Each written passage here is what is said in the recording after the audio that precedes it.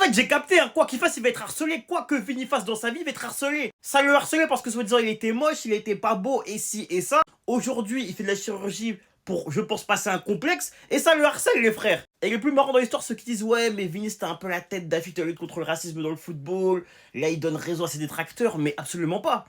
Mais absolument pas. Déjà, entendons-nous bien sur une chose. Vini n'a jamais mérité ce qu'il a subi. Il se fait harceler toute sa vie, les frères. Enfin, du moins depuis que les footballeurs, sur son physique, par des supporters, par des haters et même par des coéquipiers des joueurs de foot. Que vous le vouliez ou non, même si Vini, oui, est devenu cette image de la lutte contre le racisme dans le football, il n'a pas à subir ce qu'il subit. Et il n'a pas à continuer à le subir pour votre plaisir ou bien pour une lutte pour laquelle vous pensez qu'il est l'un des symboles.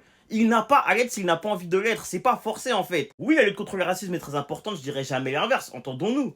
Mais il n'a pas à être le porte-parole de ça s'il n'a pas envie de l'être. Vous voyez ce que je veux dire ou pas? Et moi je trouve que ça fait mal parce que oui, il est méconnaissable aujourd'hui, on dirait même pas la même personne, je suis absolument d'accord avec vous.